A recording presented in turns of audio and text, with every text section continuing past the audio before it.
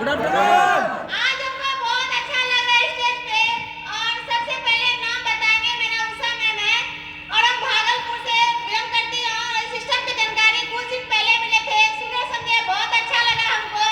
यही स्टेज पे आने के लिए हमको बहुत पहले सोचते थे हमको पिन कब मिलेगा, अवार्ड कब मिलेगा और मान सम्मान कब मिलेगा। ठीक है, यही चीज के लिए हम सोचे हमको क्या करना पड़ेगा, क्योंकि हम पढ़े लिखे कम है और बहुत लोग बोला कि एक लेडीज होकर